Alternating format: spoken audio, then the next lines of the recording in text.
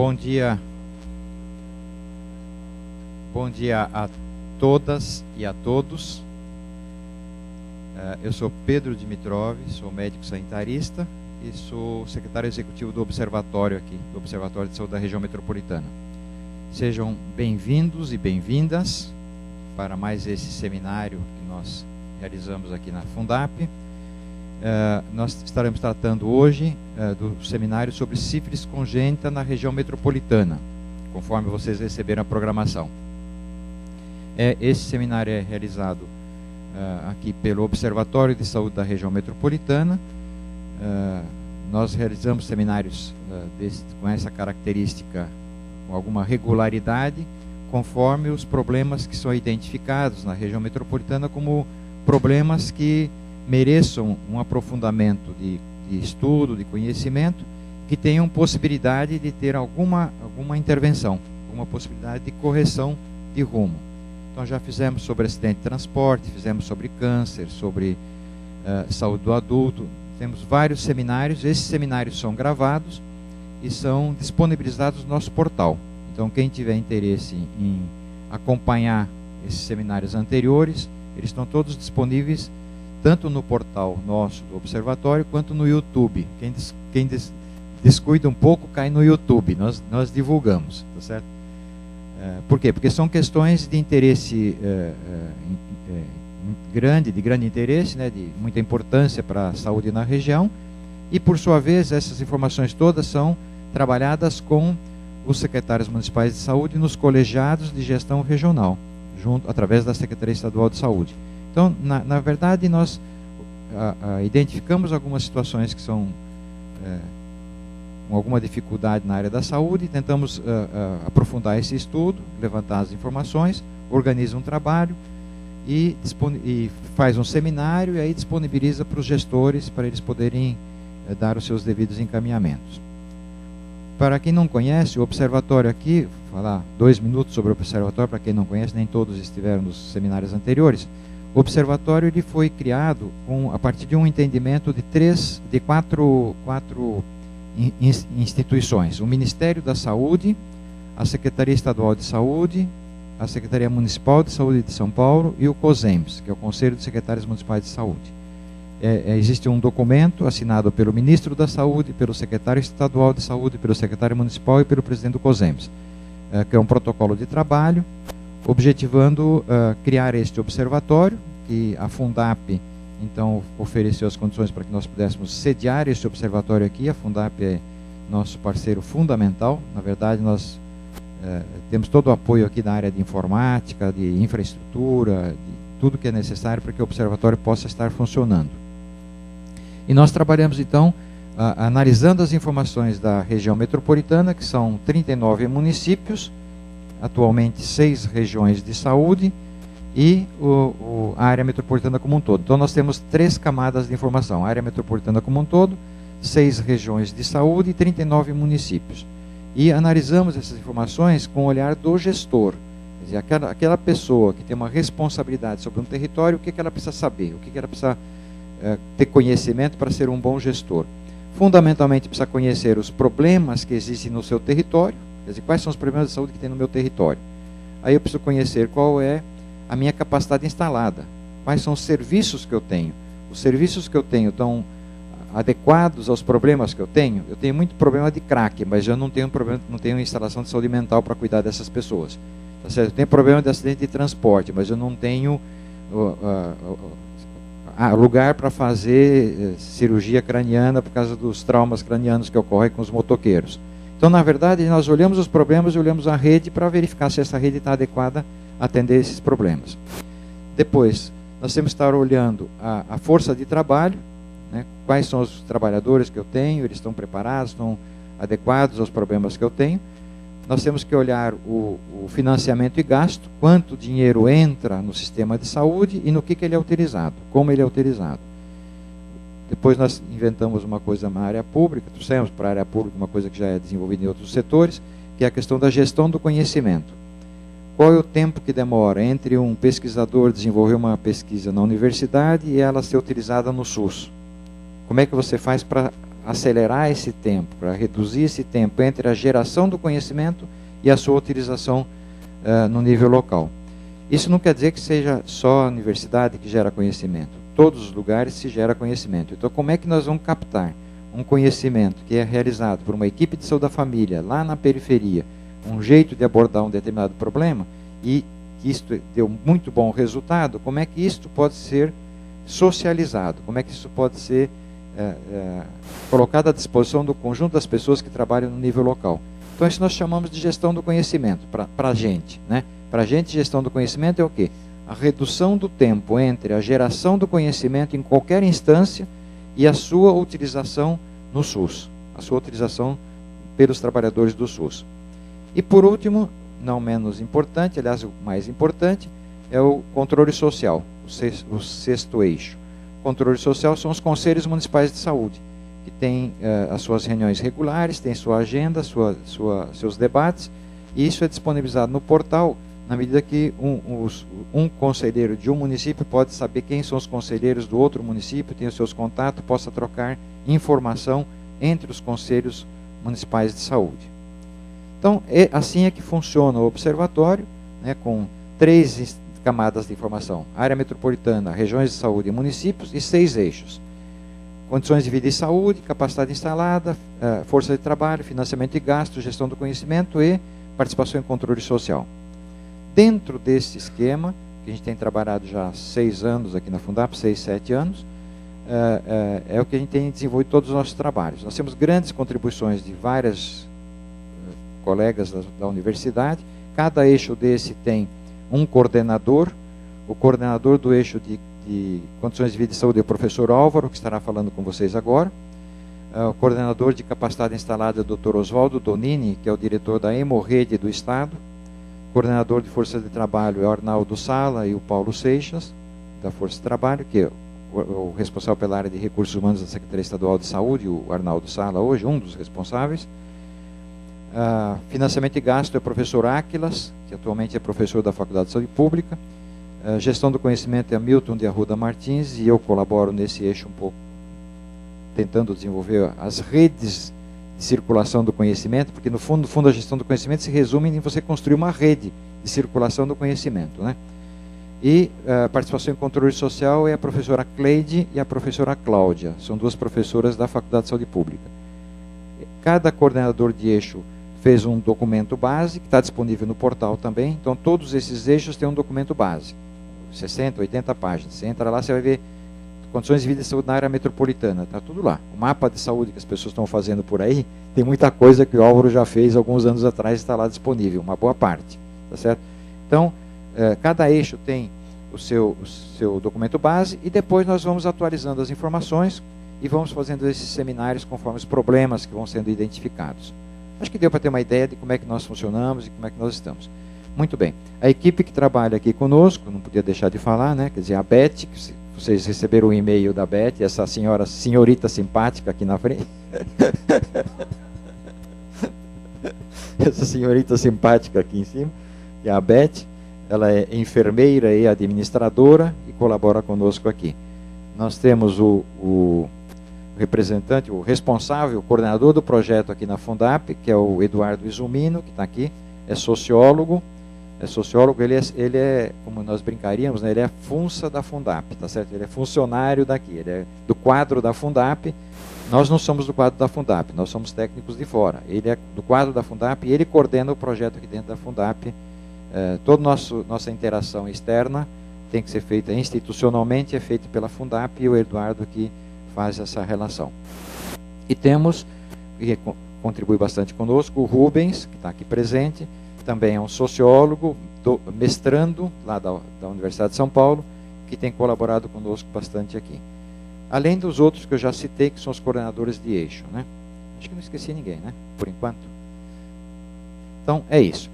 Dito tudo isso, feita essa introdução, hoje então nós vamos estar com um seminário sobre sífilis na região metropolitana, exatamente conforme os outros seminários. O Álvaro fará uma apresentação inicial sobre a questão, né, que estudou um pouco o tema e vai fazer algumas considerações iniciais sobre isso. Depois nós teremos a fala dos nossos convidados. Nós sempre convidamos pessoas do Ministério, do Estado, eventualmente do município, conforme a questão, né? E aqui nós vamos estar trabalhando com o Ministério, que vem o Silvano Barbosa de Oliveira, que está aqui presente. A gente agradece o esforço de ter vindo e colaborar conosco. Nós vamos estar falando com a Carmen Silvia Bruneira, que é da Secretaria Estadual de Saúde, trabalha na vigilância epidemiológica da CRT AIDS, né? E depois vamos fazer um intervalinho, e aí nós teremos a fala da Karina Calife, que é do Estado também, da Secretaria Estadual de Saúde, que é do Programa de Saúde da Mulher, e que está bastante mobilizada para tentar melhorar esse quadro que nós encontramos em relação à sífilis congênita. Ela vai falar para a gente os esforços que têm sido feitos para ver se a gente melhora a situação aqui na área metropolitana em relação à sífilis congênita. Então, basicamente é isso. E imediatamente passamos para o Álvaro, então, para poder fazer sua apresentação inicial. Bem, bom dia a todas e a todos. Eu, na verdade, vou apenas ser o coordenador aí desta mesa, porque nós vamos ter aqui as três leituras possíveis. A ideia do observatório é uma ideia de você ler a região metropolitana, né?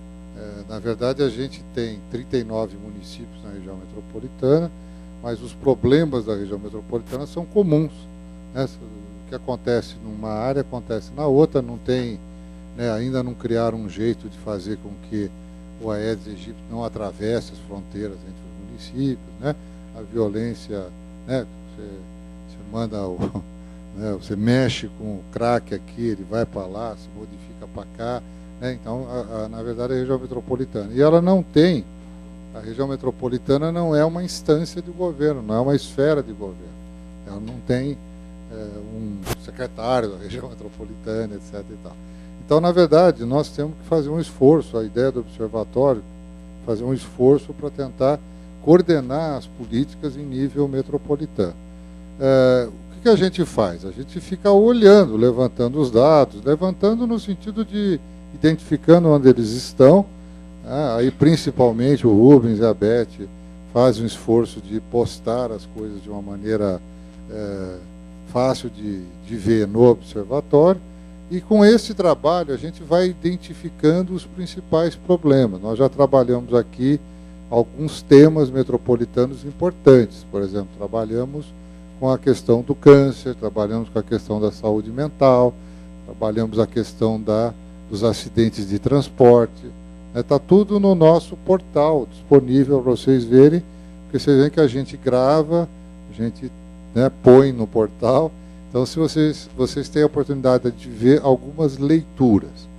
Esta coisa da sífilis congênita foi, na verdade, um certo achado, né, das nossas andanças aí. Na verdade, começou um curso que a gente estava ministrando em Guarulhos, em que os alunos do curso trouxeram a questão da sífilis congênita, e nós, na verdade, a gente acaba, são tantas coisas que a gente tem que olhar, né? E a gente não estava olhando para a sífilis congênita. E quando a gente viu a sífilis congênita, a gente tomou um certo susto, porque parecia que estava aumentando e tinha mais casos, etc. Bom, o que a gente vai fazer, né? Então, nós resolvemos chamar as pessoas para responder a essas perguntas que estão aí. Quer dizer, qual a situação da sífilis congênita na região metropolitana?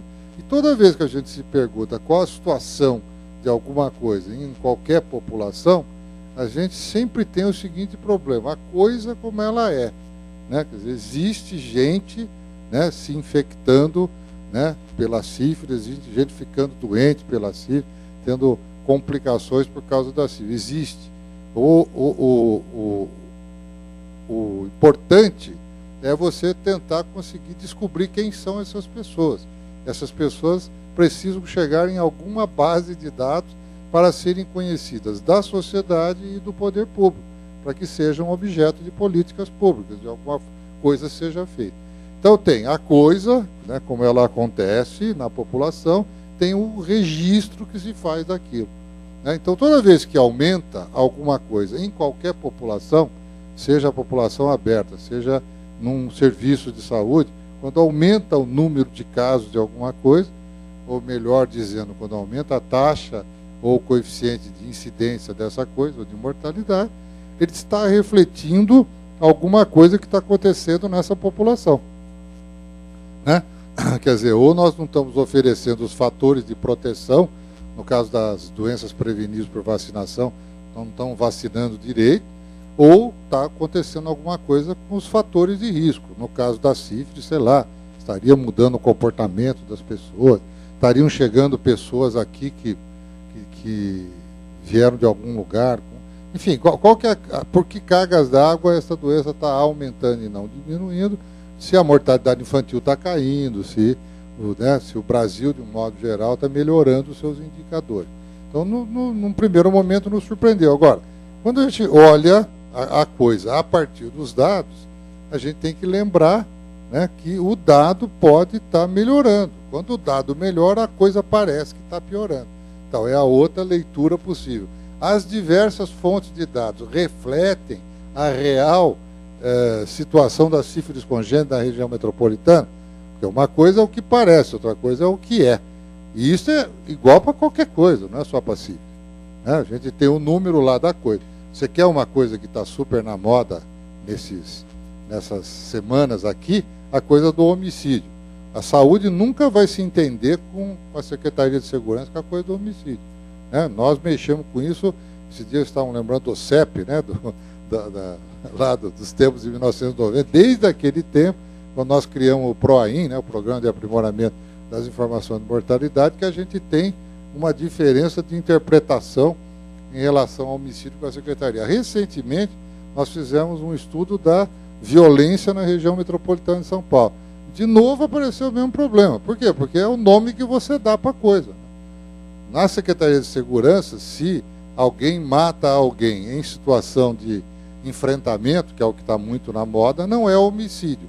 Para a saúde, vai aparecer na estatística como homicídio. Só para pegar um exemplo fora da sífilis, mas existem inúmeros outros eventos. Por exemplo, a hanseníase está aumentando no Brasil ou diminuindo? Né? Tem gente que acha que está melhorando a hanseníase, mas se você for olhar os dados, né, acho que o Silvano não tem como responder, porque ele não é da hanseníase, mas a hanseníase ela apresentou uma tendência de aumento, né? Aí na hanseníase tem uma vantagem. Qual é a vantagem? A vantagem na hanseníase, se a gente pegou o caso, ele está polarizado, a gente sabe, polarizado para as duas formas polares da hanseníase, né? A tuberculose e a vichorviana. Se ele já está polarizado, é sinal que ele foi uma manchinha há muitos anos, né? Tá certo? Então a gente sabe que é um caso antigo, né? No caso da sífilis congênita, não sei. Então aqui os especialistas, eu não vou me meter nisso, mas talvez seja um pouco mais difícil. O que eu sei é que a mulher tem sífilis ou não tem sífilis, quando é que ela teve sífilis, acho que é difícil de saber, mas se vocês sabem, eu vou aprender com vocês daqui a pouco, né? Então essa era uma questão. E, na verdade, uma vez que a gente faz o diagnóstico, senta para conversar com um público seleto como esse, com pessoas que têm responsabilidade aqui nessa região metropolitana, é bem provável que a gente encontre um meio, tanto de melhorar o registro como a prevenção. Quer dizer, não é nenhum problema. Se o problema é registro, como acontece no caso da hanseníase, o que aconteceu com a hanseníase? Começaram populações que eram excluídas do sistema de saúde, passaram a ser atingidas pela interiorização da saúde. E chega naqueles grotões de pobreza, você vai encontrar a hanseníase lá, né? Como no PSF, nas regiões metropolitanas, encontrou um monte de problema, e causou um monte de problema, né? Se você deixa o cara lá perdido, né, na favela, agora chama comunidade, na comunidade, né, perdido lá na comunidade, tá certo? Ninguém foi lá para ver, aí ele não vai entrar na fila para fazer exame, nem para ser internado, não é? Ele fica lá. Por lá ele morre sem incomodar ninguém. Hoje eu fiquei pensando nisso de manhã, quando eu estava vendo o jornal, como, na verdade, duas coisas me impressionaram muito. Hoje eu estou bastante emocionado. Por quê? Porque hoje é o dia do aniversário de um grande amigo meu com quem nós trabalhamos aqui nesse lugar, um pouquinho antes dele morrer, o professor Paulo Elias, né? que hoje, já convido vocês a homenageá-lo na Câmara Municipal de São Paulo. Ele vai receber o nome, ele recebeu o nome de um centro de saúde de São Jorge, né? E nós vamos até passar um vídeo dele aqui, com o suspensório, falando, tal. Então, hoje eu estou emocionado.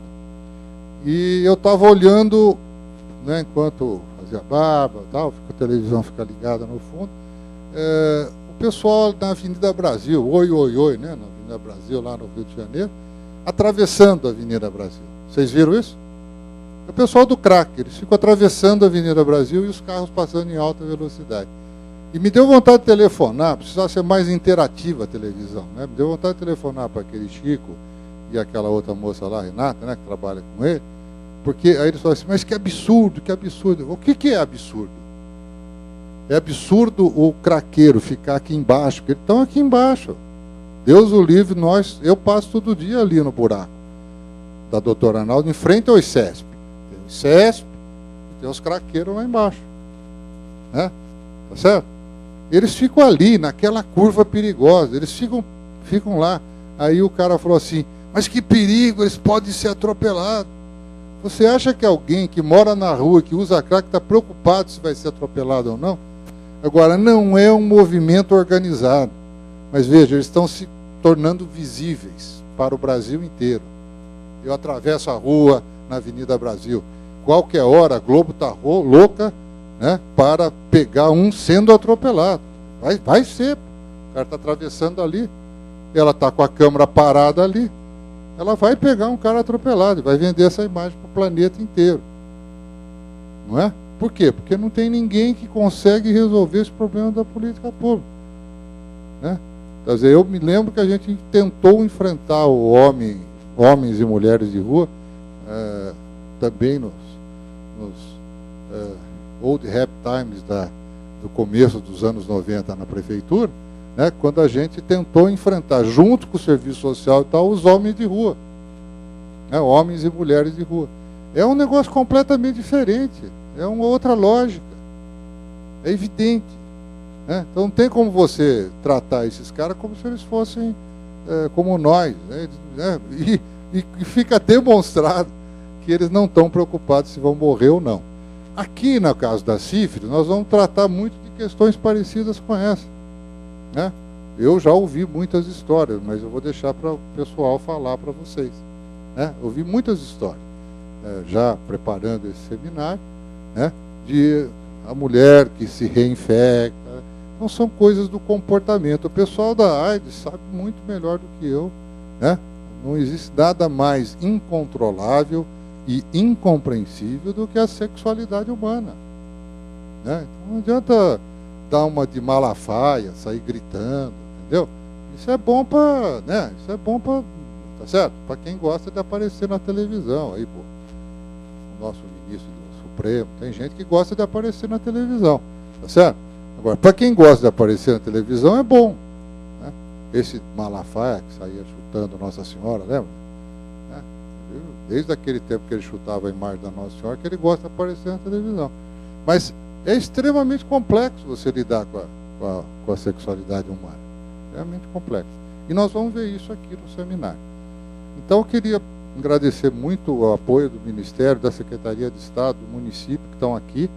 E esse é o espírito do observatório, né, Pedrão? A gente juntar todo mundo, e da Fundap, né, juntar todo mundo para tentar resolver o problema. Tá bom? Então eu vou passar imediatamente a palavra para... Vou pegar teu sobrenome inteiro aqui. O Silvano Barbosa de Oliveira, que é da Secretaria de Vigilância à Saúde do Ministério da Saúde, e ele trabalha exatamente com a questão da sífilis do Ministério. Agradecemos a presença e ao Ministério. Obrigado.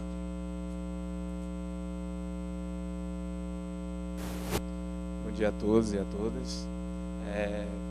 Queria agradecer primeiramente o convite, né, que é uma honra o Ministério estar presente nessa discussão e apresentar o que a gente tem feito com os dados, o que é que a gente o nosso olhar em relação à sífilis. E ele já falou meu nome, eu sou Silvano, eu trabalho lá no Ministério da Saúde, lá no Departamento de DSTA e Hepatites Virais, e mais especificamente na área de vigilância epidemiológica. eu sou estatístico de formação, e aí eu tenho um pouco mais de viés por conta dos cálculos, né? Então a minha parte é mais, digamos assim, mais conta, né? Aqui eu tenho passador.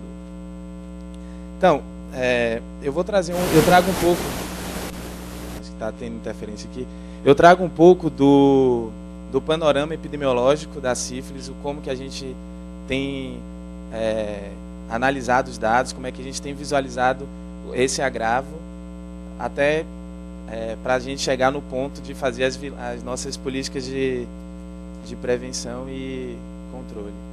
Então, a vigilância epidemiológica, basicamente, ela é estruturada para... Pode ficar à vontade. A gente extrai as informações, basicamente, de... Não está funcionando, mas tudo bem. A gente dá notificação, a gente utiliza o sistema de notificação, que a gente pega todo os casos que o município identificou e passou por uma fonte notificadora. Nesse caso, a gente está servindo como uma vigilância passiva, né? Então a gente está à espera dos casos. Então a gente vai identificar os casos que foram ao serviço e que foram identificados nesse momento. E aí, basicamente, a gente utiliza as duas informações, monitora, né, dois grupos, né, que são as gestantes. Então, as gestantes que apresentam sífilis têm um risco de passar a transmissão vertical, e seria no caso que a gente passaria a ter o caso da sífilis congênita, que aí a gente monitora também os nascituros. Como que a gente utiliza essas informações? De onde a gente tira essas informações, na realidade, da notificação? A gente tira as informações lá do sistema de informação de notificação, de agravo de notificação, que é o nosso SINAM, e esses os agravos relacionados a sífilis gestante e sífilis congênita são agravos de notificação compulsória, na lista de notificação compulsória. E as gestantes a gente passou a incorporar a notificação compulsória a partir de 2006, e os nascituros, né, que no caso da sífilis congênita, já tem um certo tempo, desde 1986, que a gente trabalha com as informações. E uma outra fonte de informação que a gente trabalha são as pesquisas. Eu destaquei uma pesquisa específica, que assim, a gente tem outras pesquisas, mas é que a gente trabalha mais, assim, que a gente tira a prevalência nacional, que é onde a gente consegue identificar quantas gestantes estão infectadas no determinado momento que a gente inicia a pesquisa. Essa pesquisa que a gente chama de Sentinela Parturientes é uma pesquisa que ela tem abrangência nacional e que a gente consegue ter as estimativas da prevalência nacional e regional. Então eu começo aqui um pouco apresentando o dado do Sentinela Parturientes. A gente acabou de fazer o Sentinela de analisar os dados, de compilar os dados do Sentinela Parturiente de 2010. Estamos ainda na fase de análise dos dados, então estamos compondo a base, então ainda o dado de sífilis ainda não está disponível. O que a gente tem até o momento é o de sífilis de parturientes de 2004, e aqui a gente consegue visualizar a estimativa do Brasil, que é 1,6%, né, que é o que significa o quê?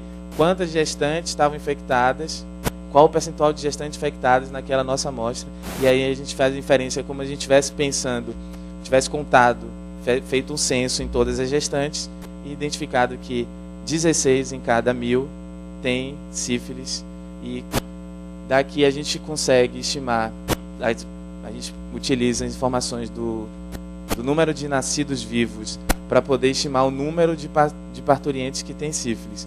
Então, aqui no Brasil, a gente está com a prevalência de 1,6. A gente estima que tem 48 mil parturientes com sífilis. E aí, a gente, supondo uma taxa de transmissão vertical de 25%, a gente consegue chegar na estimativa de 12 mil casos de sífilis congênita esperado por ano. Tá?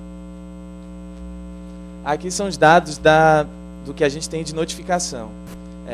A gente acabou de fechar os dados do ano 2012, do ano corrente, né, e acabamos de lançar no último boletim epidemiológico, que foi no terceiro domingo de outubro, que é o Dia Nacional de Luta contra a Sífilis, Dia Nacional de Luta contra a Sífilis, e a gente conseguiu, obrigado. E aí a gente conseguiu identificar, em média, o que a gente tem detectado de casos em sífilis em gestante é de 7 mil casos por ano, né? Esses casos estão aumentando por conta da ampliação do diagnóstico.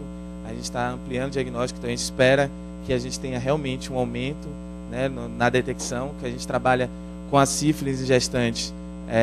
A gente não consegue identificar o momento da incidência, então como a vigilância é passiva, a gente não está exatamente no momento que a mulher engravidou e a gente conseguir identificar o momento certo da infecção pela sífilis, tá? Então a gente trabalha com a detecção da sífilis em gestantes e é uma taxa de 5 mulheres infectadas para cada 100 mil nascidos vivos no ano de 2011, e no total a gente, desde quando a gente começou a notificação até a data atual, a gente tem em torno de 57 mil casos de sífilis em gestantes. Do outro lado, a gente tem as informações do outro agravo, que é a gente utiliza a gestante para monitorar a transmissão vertical da sífilis, né, quanto a gente consegue pegar de sífilis em criança, né, sífilis congênita. A gente identifica que são 5 mil casos aproximadamente de sífilis congênita por ano. Esses casos, né, essa é uma média dos últimos 10 anos que a gente fez, e esse dado aqui a gente tem visto que está aumentando também. Mais para frente eu vou mostrar um pouco para vocês como é que está a situação.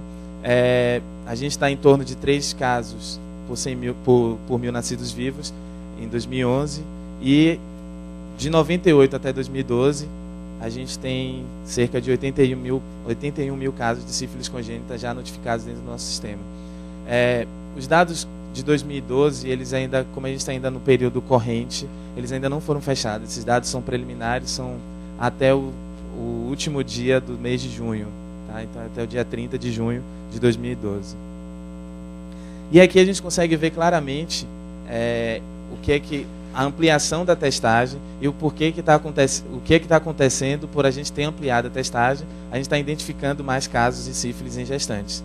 Essa aqui a gente apresenta a taxa de detecção de sífilis em gestantes ao longo dos anos, o que a gente tinha em 2005, que foi no início da notificação. Logicamente, a gente espera que vai estar começando, a gente vai ter pouco caso ali no início, né? E aí a gente consegue ver mais consistente a partir de 2008, que está havendo realmente um acréscimo, né, no número de casos detectados de sífilis em gestantes. E basicamente é isso que a gente retira desse gráfico, por conta a gente consegue provar que a nossa política de incentivo à testagem está chegando a funcionar e a gente está conseguindo identificar esses casos quanto antes. Eu destaco aqui para vocês aqui a região Nordeste, que mais para frente a gente vai ver um pouco da sífilis congênita, a taxa de incidência de sífilis congênita, que a gente vai visualizar um pouco melhor o que acontece com a transmissão da sífilis para a criança.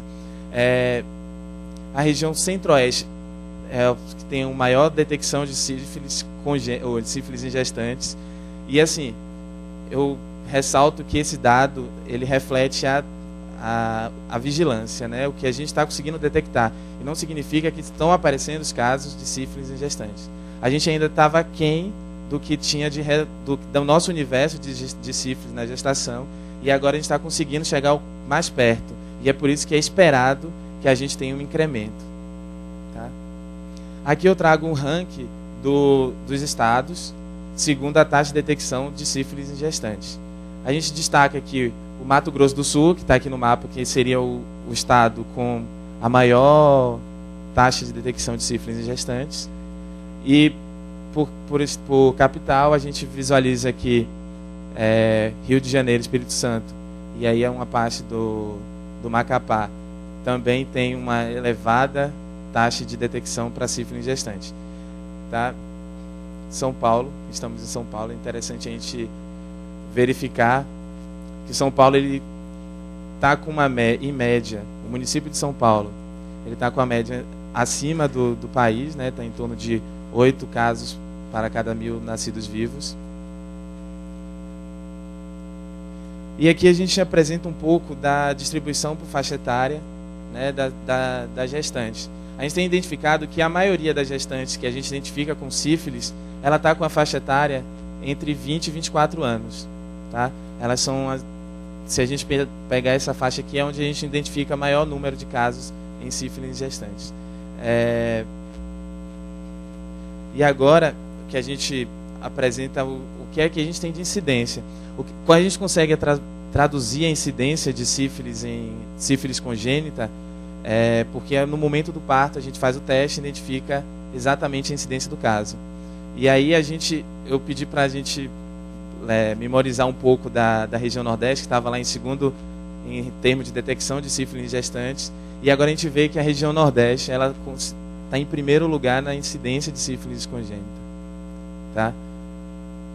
Isso porque a gente imagina que está tendo algum problema na detecção, como eles não estão conseguindo identificar os casos precocemente da gestação, estão transmitindo isso para a criança, e por isso a gente está identificando um aumento, uma maior taxa de incidência de sífilis congênita. A região Sudeste se encontra em segundo lugar, mas já é de se esperar, porque é um estado que tem uma rede também, em relação às demais regiões, tem uma rede mais consistente, consegue identificar melhor os casos também. Aqui a gente tem o ranking da taxa de incidência de sífilis congênita segundo o estado, e a gente verifica que o Rio de Janeiro é o que apresenta a maior taxa de incidência. Vale destacar que o Brasil tem a taxa de incidência de 3 para cada 1.000 nascidos vivos, e que a gente está em torno de 8 estados com a taxa de incidência superior à do país. O Rio de Janeiro, o Ceará e Sergipe em segundo lugar, com a segunda maior taxa de incidência de sífilis congênita no país. Com relação à capital, a gente continua vendo no Rio de Janeiro, né, na capital do Rio, o município de Porto Alegre com a taxa bastante elevada, e São Paulo aqui com uma taxa um pouco acima da incidência do país, em torno de 5 por 1.000 nascidos vivos, 4,9 no último ano, em 2011. E se vocês visualizarem os anos anteriores, vocês estão vendo que está aumentando a incidência. Dá a falsa impressão de que está aumentando a incidência de sífilis congênita. Pode ser também que esteja aumentando, mas também a gente tem que considerar o outro lado, que a gente está ampliando o diagnóstico, e aí, consequentemente, a gente vai aumentar o número de casos também, e, consequentemente, a taxa de incidência de sífilis congênita. Esse gráfico aqui é interessante porque a gente consegue identificar que o que a gente tem de casos de sífilis congênita, a gente consegue identificar ele precocemente. Então, as crianças, quando a gente identifica os casos, 88% das crianças que a gente identifica os casos de sífilis congênita, elas têm menos de 7 dias de vida. E que o diagnóstico da sífilis é diagnóstico de sífilis recente. Tá? Se a gente olhar para a faixa etária aqui, né, ficou um pouco misturado aqui, acima de 1 ano, né, de 1 ano a mais, que a gente considera o banco da gente de sífilis congênita até 12 anos, a gente tem menos de 1% entrando no banco de sífilis congênita, crianças que têm mais de 1 ano. Né? Isso é relativamente bom, né, para a gente. Aqui a gente apresenta um pouco do que a gente tem. O Ministério também monitora-se com a rede cegonha. A gente está agora incentivando que a mulher faça pré-natal, né, diagnóstico na gravidez. E a gente visualiza que dos casos que a gente tem de sífilis congênita, a gente tem 74% de mulheres que realizaram o pré-natal. Pelo menos uma consulta ao pré-natal essa mulher realizou. E aí a gente olha se ela diagnosticou a sífilis na gravidez. E a gente verifica que 69% delas diagnosticaram que tem sífilis na gravidez. E como é que a criança teve sífilis congênita? Tem algum problema aí. Né? A gente tem que identificar tentar identificar onde é que está ocorrendo esse problema, porque esse gap que as mulheres conseguem identificar, que faz o pré-natal, consegue diagnosticar na gravidez, e como é que tem esse tanto de casos de sífilis congênita. Aqui é um pedaço daquele outro gráfico, é a sequência dele, que é aqui. Continuamos daquelas que realizaram o pré-natal e que têm o diagnóstico da sífilis na gravidez, os 69%, e dessas, 16% têm um parceiro tratado. Talvez esse seja um dos problemas da transmissão. A mulher tratou, reinfectou e transmitiu para a criança. Tá? Aqui a gente tem um dado de mortalidade, esse dado é extraído do nosso sistema de informação de mortalidade. Aqui tem um destaque, né?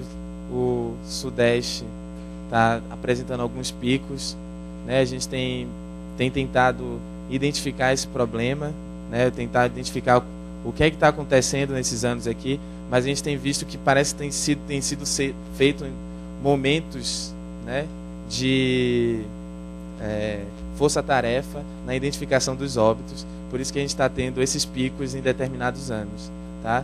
O SIM trabalhou aqui em torno de 2000, 2002 e 2010. Tá? Como eu tinha falado lá, né, na região centro-oeste, a maior detecção de caso, ele consegue detectar mais, tem a menor incidência de sífilis em relação às demais regiões e tem a menor mortalidade. Parece que essa região está tendo um certo controle nos casos dos casos das sífilis no país, né? E aí, o que é que eu trago aqui de principais destaques com relação aos dados que a gente tem? A gente tem uma melhoria, sim, na notificação dos casos de sífilis gestante e congênita, mas por conta da ampliação da testagem, diagnóstico. A gente tem que a região centro-oeste e sul com as maiores taxas de detecção, aí dá aquela falsa impressão de que lá tem mais casos, mas na realidade é porque eles estão detectando mais do que outros, né? Tem esse viés, mas se a gente pensar que um determinado local tem uma vigilância boa, que consegue estar conseguindo capilarizar bem os casos de sífilis, essa detecção ela chega a aproximar da nossa incidência, tá? Mas ainda a gente tem que amadurecer bastante os dados a ponto de chegar nessa análise, tá? A gente tem a maior detecção de sífilis congênita, ou de sífilis em gestantes, nas gestantes que estão entre 20 e 24 anos, um aumento na taxa de incidência de sífilis congênita nas regiões, mas isso é um aumento não só devido ao aumento de casos, pode também estar aumentando o número de casos, mas também a gente tem um aumento por conta da ampliação da testagem. A região Nordeste tem a maior taxa de incidência de sífilis congênita, mesmo ela tendo menos detecção, ela tendo menos detecção, ela está tendo maior taxa de incidência, aquilo que eu falei, que pode estar tendo alguma falha aí, né? Eles não estão conseguindo identificar os casos e está transmitindo. A gente tem uma estimativa, segundo o nosso estudo Sentinela, de 12 mil casos de sífilis congênita por ano, e nesse último ano a gente conseguiu conseguir identificar 78% dos casos de sífilis congênita no país. Tá? A gente tem um diagnóstico relativamente oportuno, né, que a gente consegue pegar as crianças com até 7 dias de vida, identificar a sífilis e tratar. A gente tem 87% dessas sífilis que a gente identifica do diagnóstico recente. Tá? E 74% das mães que realizam pré-natal, 69 delas, né, eu destaco de novo, que 69% delas tiveram diagnóstico da sífilis durante a gravidez e somente 16% tem um parceiro tratado concomitantemente. Tá? Eu queria agradecer mais uma vez e mais informações a gente tem lá na nossa página www.aids.gov.br. Lá a gente tem as nossas pesquisas, os planos de enfrentamento da sífilis, tem toda a documentação relacionada à sífilis, o que é o que o Ministério tem de políticas relacionadas à sífilis no Brasil. Obrigado.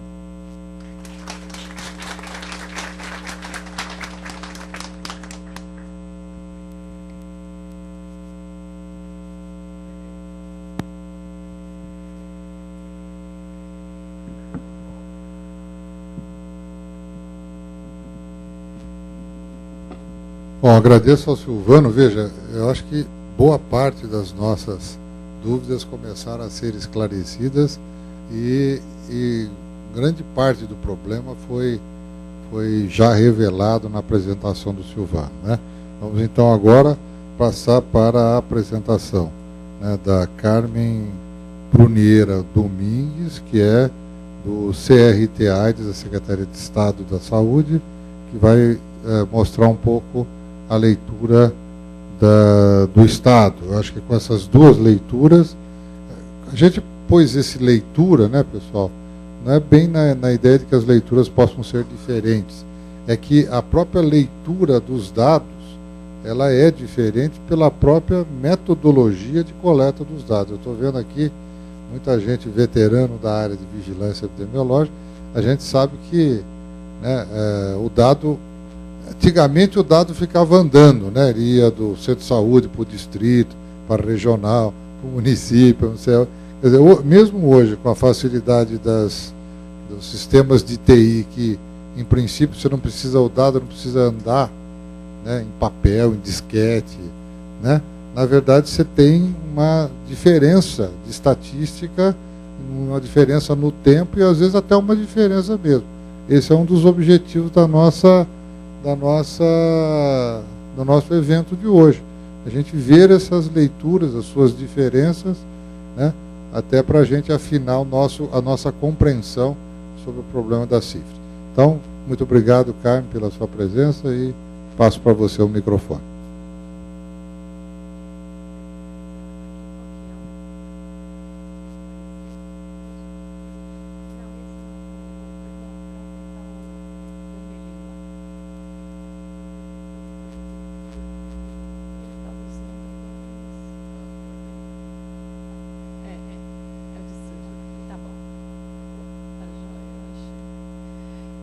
Bom dia, eu queria agradecer o convite para estar aqui presente com vocês, para apresentar os dados, discutir um pouquinho a região metropolitana de São Paulo. Em nome, assim, meu agradecimento vem em nome da coordenação do Programa Estadual de DST-AIDS, que a gente trabalha lá na Vigilância, que está no CRT. E eu fiquei muito feliz com a fala do Silvano, que já resolveu um monte de coisa para a gente, né? Porque eu estava olhando os dados, que bom, os nossos dados batem, viu? Que é a grande preocupação, né? Eu estava olhando, nossa, está direitinho, está batendo o dado do Estado com o dado do Programa Nacional, isso é muito bom. E o Silvano já colocou algumas coisas, e o Álvaro falou, nossa, trouxe alguns esclarecimentos, e eu vou fazer confusão agora. Eu vou trazer confusão. Mas eu acho que faz parte da gente estar discutindo, porque a gente tem que discutir a confusão. E no último treinamento, na última reunião que nós fizemos até esses dias, ela estava presente, algumas carinhas aqui estavam presentes, a gente falou assim, bom, agora nós vamos fazer vigilância da sífilis congênita dos casos descartados. A gente não vai fazer mais dos casos que são confirmados de sífilis congênita, vamos fazer dos descartados de sífilis congênita.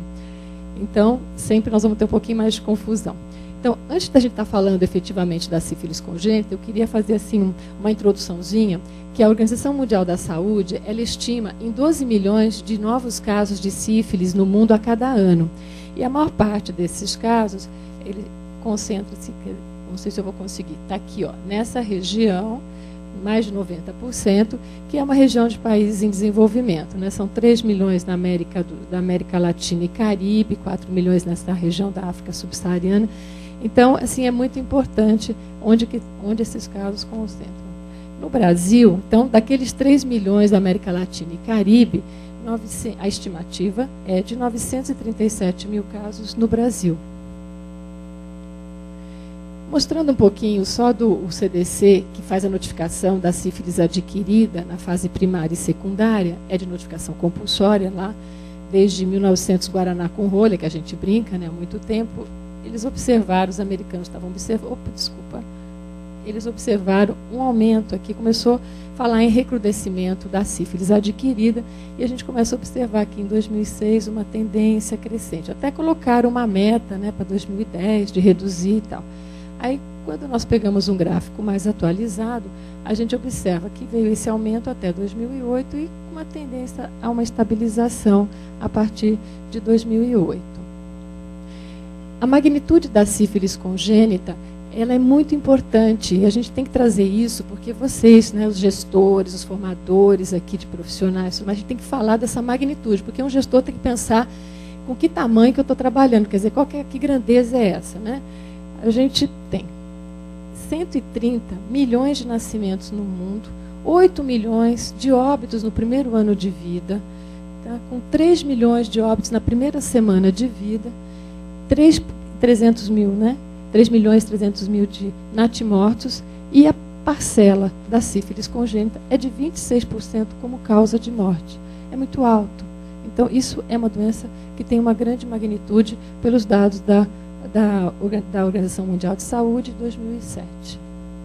Então, a sífilis congênita, a gente fala, ela é um desafio para a saúde pública? Caramba, é um desafio para a saúde pública, porque a gente está aqui discutindo sífilis congênita hoje, né? Que não era nem para estar, né? Não deveria existir. Porque ela é uma doença que tem cura, ela é uma doença que tem cura, ela é 100% evitável, né? A sífilis congênita ela pode ser evitada se a sífilis materna e de seu parceiro sexual for diagnosticada e tratada adequadamente. O não tratamento da sífilis durante a gestação pode acarretar no óbito fetal ou pode deixar sequelas, surdez, alteração, malformação óssea, problemas neurológicos.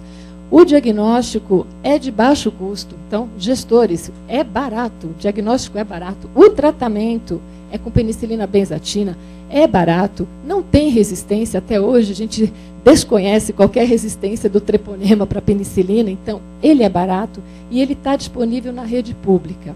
E aí a gente faz aquela pergunta, e por que a gente não consegue eliminar a sífilis congênita? Hã?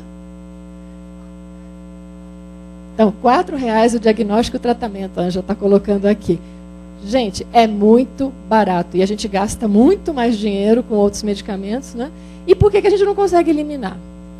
Então, por que a gente não consegue eliminar? Porque ainda falta a percepção dos formuladores de políticas, dos gerentes de programas, dos prestadores de serviços, de técnicos, de usuários, sobre o problema da sífilis, né? Materna e congênita e as suas possíveis consequências. Barreiras de acesso ainda são encontradas no serviço de controle de pré-natal, estigma e discriminação relacionados às infecções de transmissão sexual, isso ainda acontece.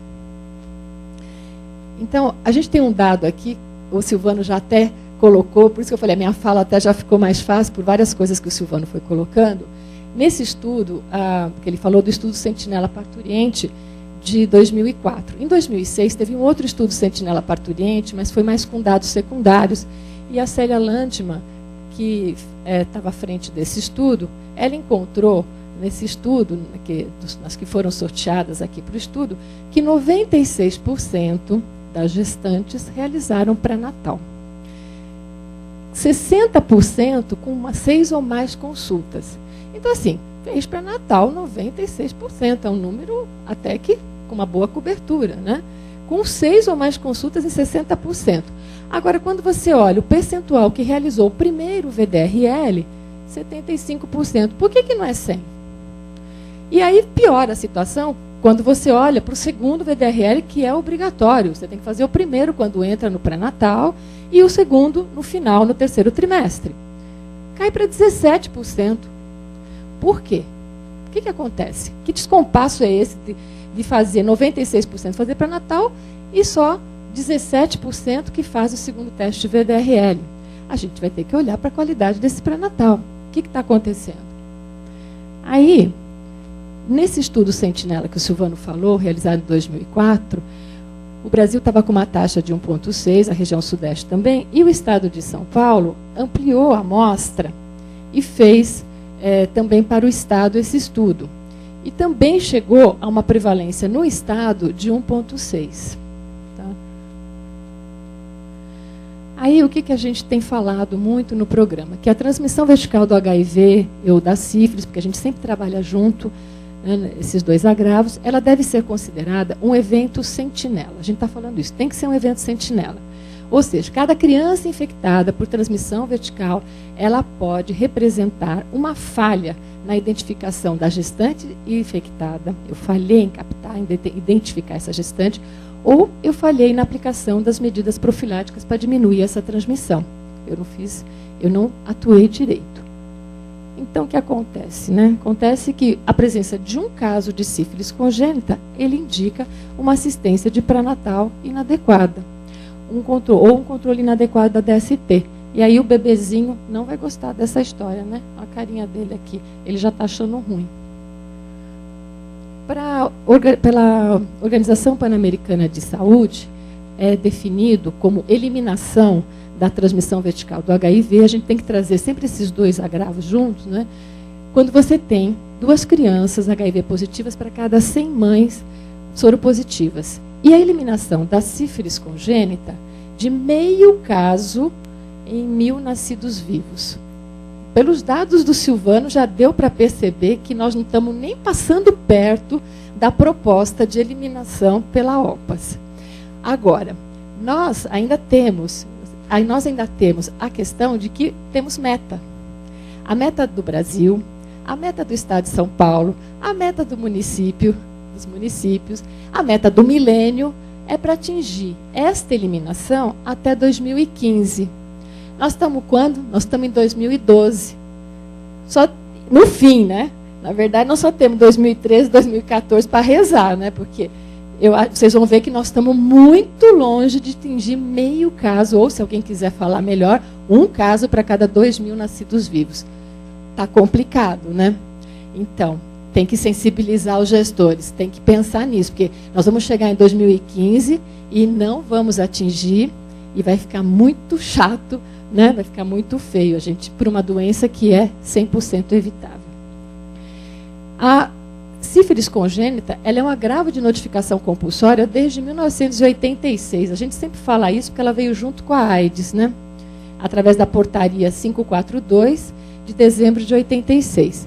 E a sífilis na gestação passou a ser de notificação compulsória no Brasil em 2005, através da portaria 33 de julho de 2005. Então, agora a gente vai. Essa introdução foi para dar uma sensibilizada aí nessa situação do problema, né, uma contextualizada do problema, e a sífilis em gestantes, a sífilis congênita na região metropolitana de São Paulo.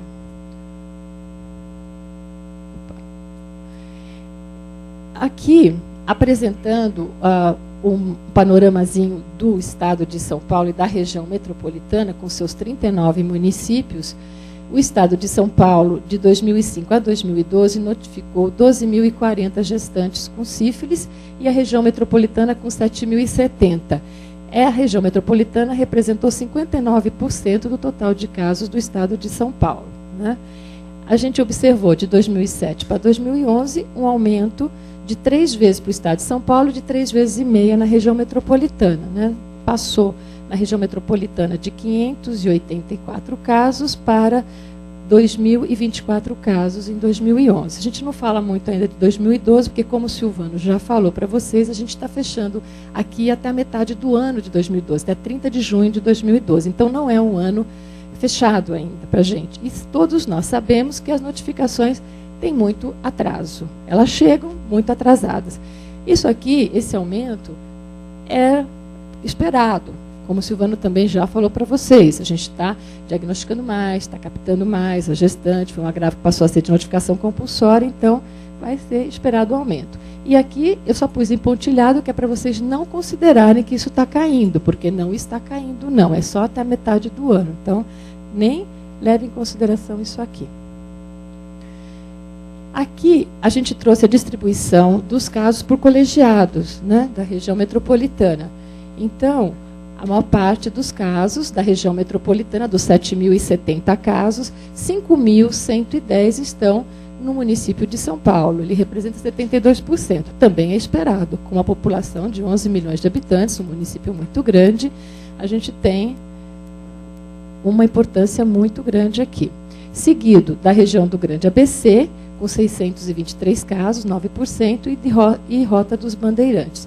Aí vem o Sentinela, que eu falo, Sentinela não, Lanterninha. O Lanterninha, que é Franco da Rocha, com 82 casos, né? Nesse período de 2005 a 2012. Vamos começar a prestar atenção. Será que é só isso mesmo? Porque isso tem que começar a passar na cabeça do gestor. Meu dado é verdadeiro? É isso que eu tenho mesmo ou eu estou deixando de captar? Aqui, a gente quis mostrar para o estado de São Paulo, e depois a gente vai mostrar para a região metropolitana, que esse vermelhinho aqui de baixo são os municípios, número de municípios que notificou caso de sífilis na gestação, esse verdinho, número de serviços, e aqui a curvinha do número de casos, né?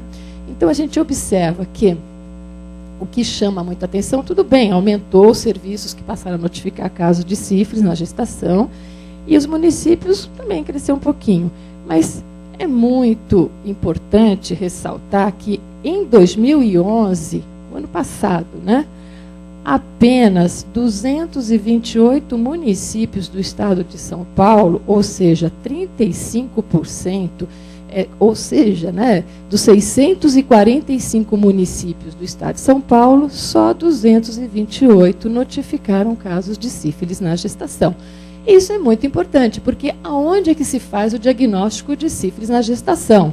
Não é em clínica especializada, é na atenção básica, é na rede de pré-natal. Então, o que está acontecendo? Eu não estou captando, ou eu estou captando e não estou notificando. O que está acontecendo aqui, né? Então, isso aqui é um alerta para a gente prestar atenção.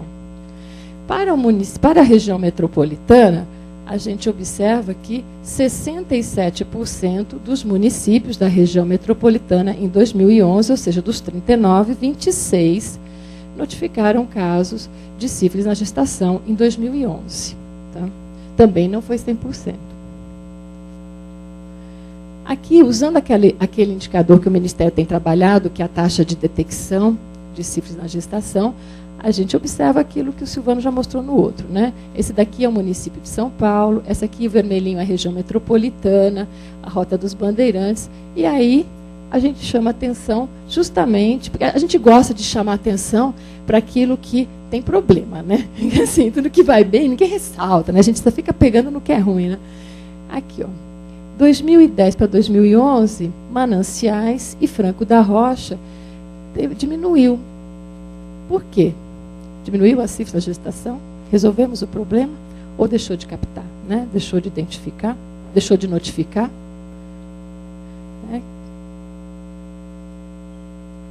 Aí a gente resolveu abrir um pouquinho aqui e olhar para Franco da Rocha e o que está acontecendo, né? Então, a gente olha, Caieiras, só 3 casos, né? Um em 2009, um em 2011 e um em 2012. Cajamar, só um em 2008. E eu acho que nós vamos mudar para Cajamar, porque nós não temos sífilis na gestação em Cajamar. Cajamar resolveu o problema de DST. Eu acho que a gente precisa começar, os gestores têm que se inspirar como é que Cajamar está fazendo aqui, porque só aqui, só em 2008, não teve mais nada. Será que isso é verdade?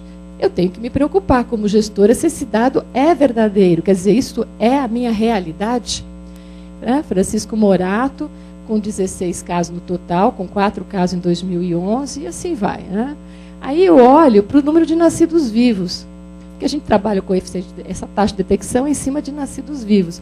Em 2011, o colegiado Franco da Rocha teve 8.694 nascidos vivos.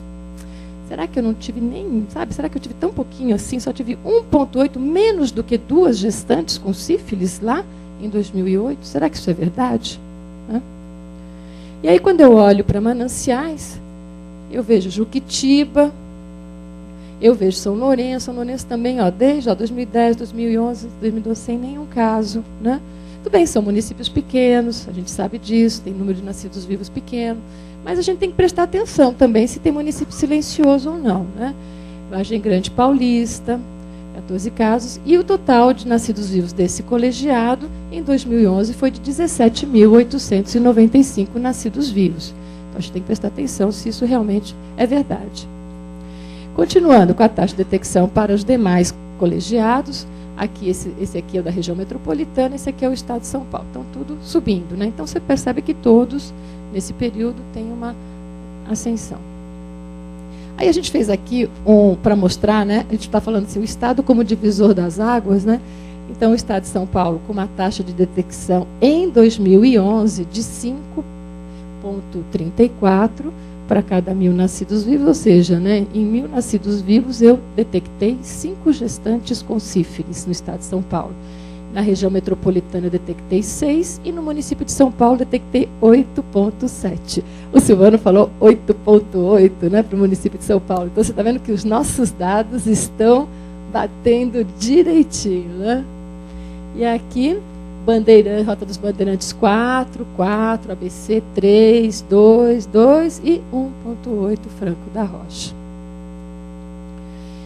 Em relação às gestantes com sífilis e o esquema de tratamento, a gente sabe, né, que 65% dessas gestantes utilizaram a penicilina benzatina em 3 doses. Por quê? Porque a maior parte dos casos que aparece para a gente é aqueles que não têm sintomas, são assintomáticos e também com tempo indeterminado. Não sei há quanto tempo elas podem estar infectadas, podem estar com sífilis. Então, sempre a gente acaba usando 3 doses da medicação. Então, mas o que mais me preocupa nessa história toda é isso aqui, ó. Aqui eu tenho 9% das gestantes, isso aqui é quem fez para Natal, tá? Porque foi notificado, ela passou no serviço, né? Aqui eu tenho 9% de gestantes que isso representa 657 casos.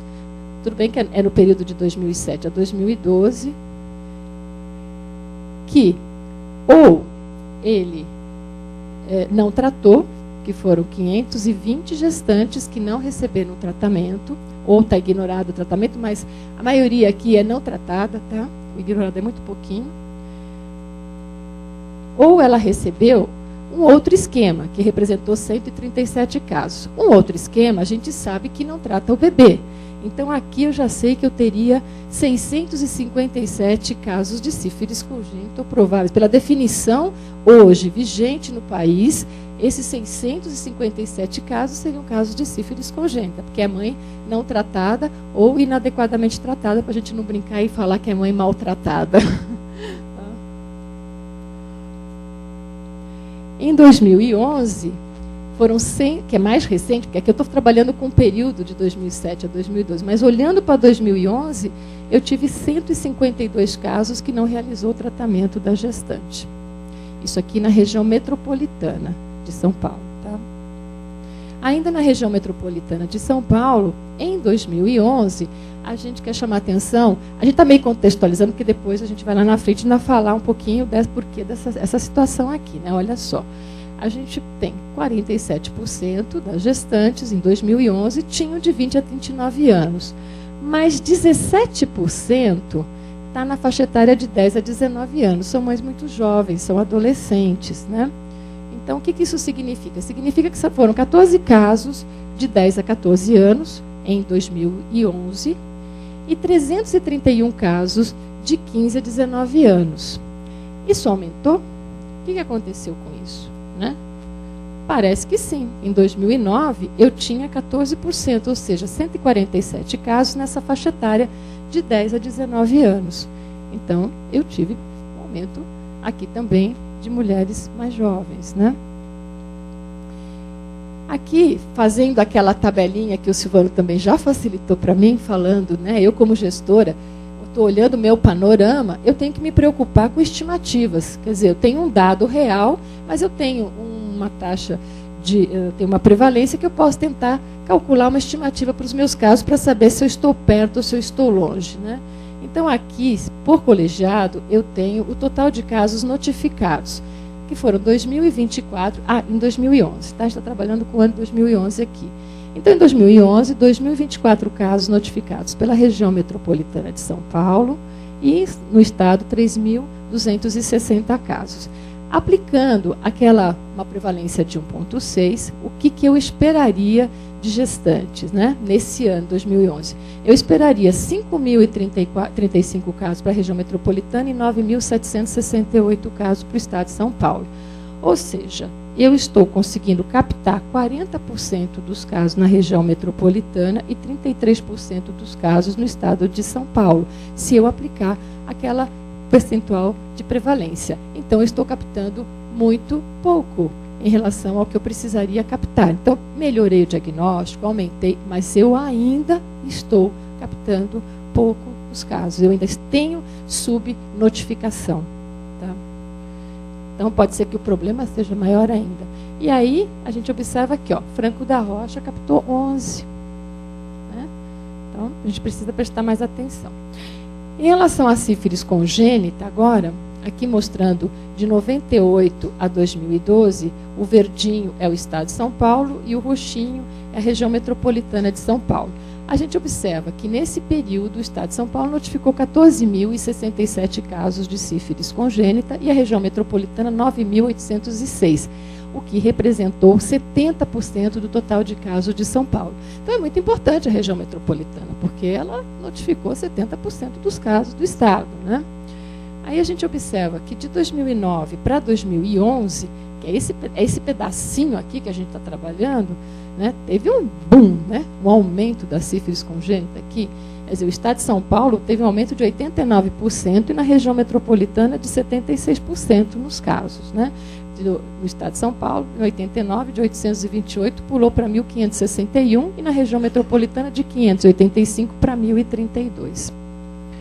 Aqui a mesma coisa, a distribuição por colegiado, onde 70% dos casos da região metropolitana estão no município de São Paulo, com 6.871 casos, 70%. Seguido também da região do Grande ABC, Rota dos Bandeirantes e o Lanterninha Franco da Rocha. Aqui a gente fez aquele desenho mostrando serviços, que é o roxinho, os municípios que notificaram casos e o número de casos. Então, de 2009 a 2011, no estado de São Paulo, teve um aumento de 32% dos serviços que notificaram sífilis congênita. Então, aumentou o número de serviços que passou a notificar sífilis congênita. Aqui é um pouco diferente da sífilis na gestação, porque que serviços são esses que notificam sífilis congênita? Em sua grande maioria são maternidades, porque vocês vão ver lá na frente que o diagnóstico é precoce, né? Nos primeiros 7 dias de vida, logo no começo. Então, aqui esse aumento é basicamente em números de maternidades. Quando a gente olha para municípios, né, em 2011, 129 municípios, representaria 20% dos municípios do estado de São Paulo. Só que a gente precisa tomar um cuidado de lembrar que, se eu não estou enganada, maternidade SUS não existe nos 645 municípios do estado. Então, a gente deve ter, da última vez que eu vi faz um pouquinho de tempo, já a gente tem menos de 400 municípios com maternidade SUS. Então, também pode ser um pouquinho diferente essa conta em relação à gestante, porque a gestante é atenção básica, para Natal tem em todos os municípios, mas maternidade SUS não tem em todos os municípios do estado. Tá? Agora a gente começa a grande preocupação da gente, né? Isso aqui é o estado de São Paulo, é a taxa de incidência da sífilis congênita no estado de São Paulo, de 98 a 2011, e aqui o lilás são os casos de sífilis congênita, o roxinho de sífilis na gestação, passou a ser notificação em 2005, e aquele aumento aqui, né, da incidência. Para o estado de São Paulo teve um aumento de 86% de 2009 a 2011, onde a incidência passou de 1,4 para 2,6 no estado de São Paulo. Na região metropolitana de São Paulo, o aumento da incidência foi de 74%. Ela passou de 1,9 em 2009 para 3,3 em 2011. E para o município de São Paulo, a incidência aumentou 67%. A taxa de incidência passou de 2,4 para 4 casos de sífilis congênita para cada 1.000 nascidos vivos no município de São Paulo. Tá? Então, isso, apesar de você ter aumentado a captação de gestante, diagnosticado gestante, a sífilis congênita também aumentou. Aqui, só mostrando o divisor de águas, o estado de São Paulo aqui no meio, quem está para baixo e quem está com taxa de incidência maior que o estado em 2011. Então, eu faço de novo aquela pergunta. A gente vai chegar em 2015 a meio caso para cada 1.000 nascidos vivos? Eu estou achando difícil. Aí, poxa vida, aí todo mundo faz aquela pergunta que o Álvaro fez e o Pedro Dimitrov fez no telefone. Mas por que está aumentando a sífilis congênita? E a gente fica numa saia justa, né? Por que está aumentando a sífilis congênita? Eu acho que por vários fatores. Não, assim, é uma coisa meio complexa, e eu acho que tem vários fatores. Eu acho que a gente tem a melhora na notificação, sem dúvida, a melhora na captação, a melhora no diagnóstico, tudo isso aconteceu. Melhorou o diagnóstico, melhorou a captação e melhorou a notificação. O Estado de São Paulo vem pactuando com os municípios já nesses últimos anos. Todo mundo fala, temos que diminuir a taxa de incidência, mas a gente sempre pactua aumento de notificação de casos, porque a gente sabe que a sífilis congênita sempre foi um agravo de extrema subnotificação. Então, a gente sempre tem pactuado aumento de notificação dos casos. Então, isso pode ter sido um reflexo, incentivo da notificação, incentivo para o diagnóstico, melhora no diagnóstico, mas também aumentou a sífilis, sim. Que em 2010, o Estado de São Paulo, que vinha em torno de 5 óbitos por ano de sífilis congênita, em 2010 nós tivemos 16.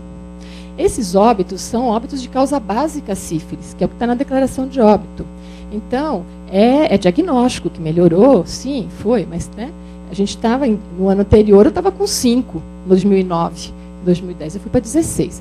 Por que que aumentou? Quer dizer, fora toda essa questão de melhora da qualidade da informação, do diagnóstico e tal, que tudo isso de fato aconteceu, a gente também tem que pensar que a gente vive hoje, as mulheres, com alguns contextos de vulnerabilidade.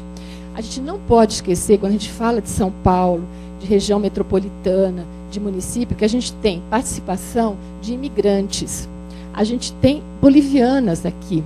A gente tem a sífilis, os casos de sífilis congênita em bolivianos, o pessoal que é da região aí, do Vila Maria, do Barra Funda, sabe que está estourando o caso de sífilis congênita em bolivianas, sabe que tem bastante. Então, tem essa questão das imigrantes que vieram para cá, que têm sífilis. Tem a questão que eu mostrei para vocês, aumentou em mulheres jovens a sífilis na gestação. Então, se eu tenho mulheres jovens que podem viver em contextos de maior vulnerabilidade, questão de violência doméstica, questão do crack, que nem o Álvaro já lembrou. Eu vou contar, tem um município do estado de São Paulo que em 2008 e 2009 esse município tinha atingido a taxa de eliminação. Ele estava com 0,6 casos de, quer dizer, por 0,6, entre 0,5 e 0,6, ele estava com 0,6 casos de sífilis congênita para cada 1.000 nascidos vivos. E ele estava com uma taxa real porque ele tinha implantado uma lei que obrigava todas as maternidades públicas e privadas a fazer o teste, o VDRL e o HIV no momento do parto. E todos os exames tinham que ser encaminhados para a vigilância epidemiológica, isso era lei municipal. E se não chegasse, se não tivesse realizado, o município aplicava uma multa de R$200 para cada parto. Então, isso era um controle que eles tinham de todos os casos, a vigilância tinha. Ele estava com 3 casos de sífilis congênita em 2008 e 3 casos em 2009. Em 2010, eles tiveram 17 casos, se eu não me engano. A taxa deles pulou de 0,6 para 3,3, negócio assim, 3,3 para cada 1.000 nascidos vivos. Eles quase infartaram. Sabe quem eram estas mulheres, essas mães desses bebês com sífilis? Usuários de crack. Jovens usuários de crack. Então, tem esse contexto que a gente não pode deixar de lado e dizer que só melhorou a notificação, só melhorou a captação. Isto é uma parte. Mas a outra parte é também essa outra situação que a gente está vivendo e que a gente vai precisar saber, como gestor, como trabalhar com população vulnerável. Moradora de rua, presidiária, mulher jovem, adolescente, usuária de drogas, imigrantes, enfim. Tem um monte de coisa para a gente poder trabalhar e a gente vai ter que saber trabalhar com essas populações mais específicas. Aqui, no caso da sífilis congênita, segundo o esquema de tratamento, a gente observa na notificação que 61% tomou penicilina cristalina durante 10 dias, internada no hospital. Só que o que me preocupa é isso aqui, ó. Eu tenho aqui 20% dos casos de sífilis congênita, que são 207 bebezinhos, que 11% não tratou. Eu fico de cabelo em pé. O que aconteceu com esses bebês? Isso aqui em 2011... Isso não é passado, não. Isso é recente, 2011, na região metropolitana de São Paulo. O que aconteceu com esses 11% desses bebês? Por que não foram tratados? Onde que estão? Né? E 5% que tomou um outro esquema, que eu não sei o que é. Está lá na ficha outro esquema. Então, representa 115 casos que não recebeu tratamento de sífilis congênita. Diagnosticado com sífilis congênita e não foi tratado. 53 que recebeu outro esquema, e 39 que estava sem informação do tratamento na ficha. Em relação à faixa etária, que nem o Silvano mostrou, aqui o nosso dado até um pouquinho melhor do que o do Brasil, né, para a região metropolitana em 2011, a gente consegue ter 96% dos casos diagnosticados com menos de 7 dias. Só que a gente é muito persistente, a gente não quer 96%, a gente quer 100% diagnosticados aqui, com menos de 7 dias de vida. A gente não está satisfeito em ter 1,9 aqui, de 7 a 27 dias, 1,6 de 28 dias a 1 ano, e esse restinho aqui de 0,1 com 2 anos, de 2 anos a 12 anos, porque aqui é sífilis congênita tardia, né? A gente não quer.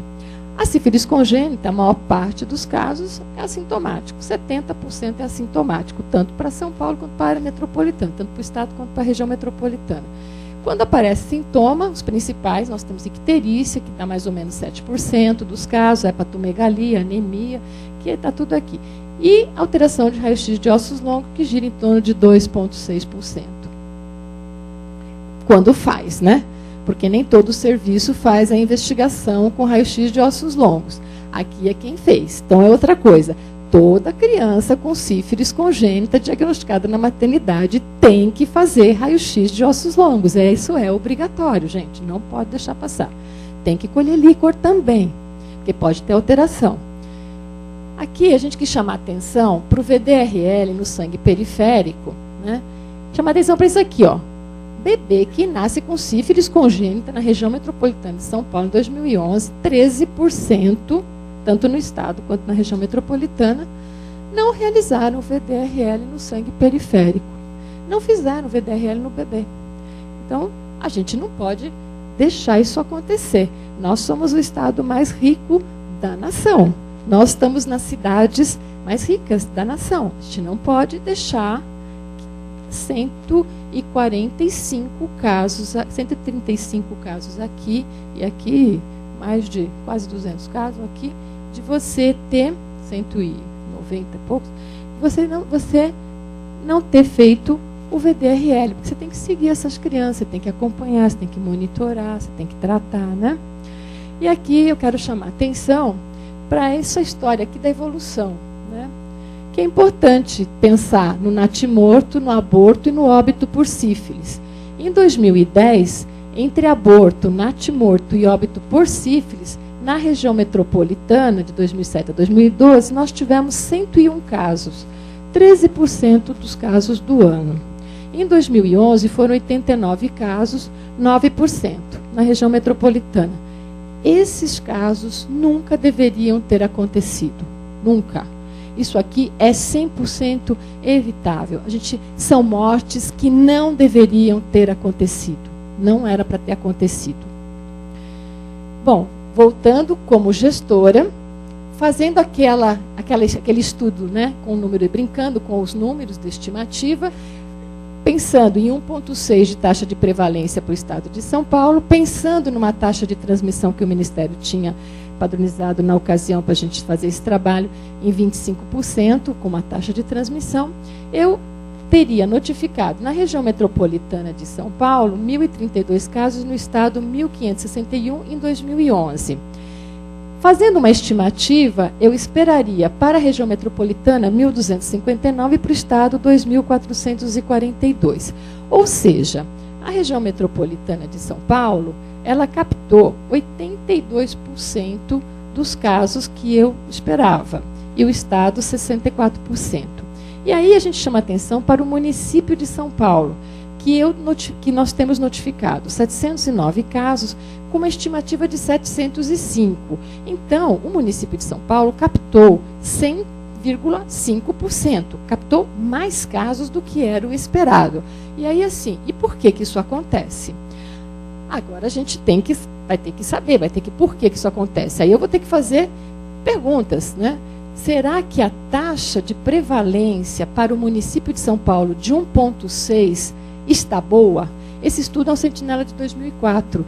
Será que ela não está desatualizada? Será que a prevalência no município de São Paulo não é maior do que as outras áreas, né?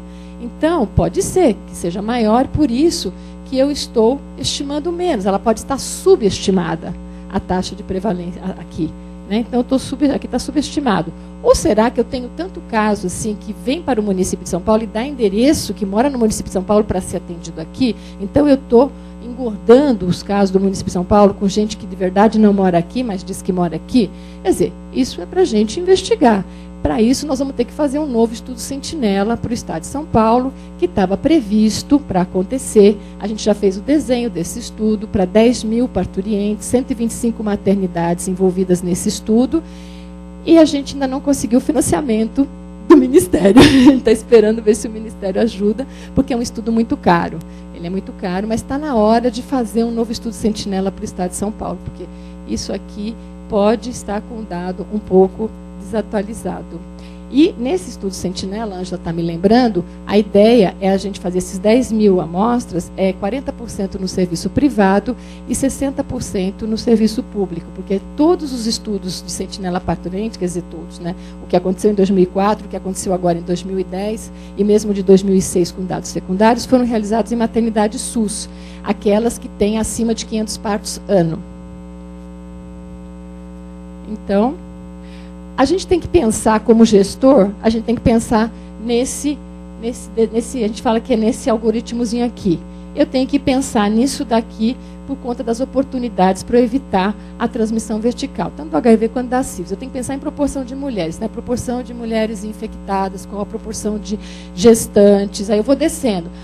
Qual a proporção de que fez pré-natal inadequado ou não fez pré-natal? Qual a proporção de que não foi oferecido o teste, o VDRL no pré-natal, ou o teste do HIV? Qual a proporção daquelas que recusaram o teste, das que não realizaram a profilaxia ou o tratamento para sífilis, daquelas que recusaram o tratamento, daquelas que não completaram o tratamento, aquelas que têm que tomar 3 doses de penicilina, tomou uma e fugiu, né?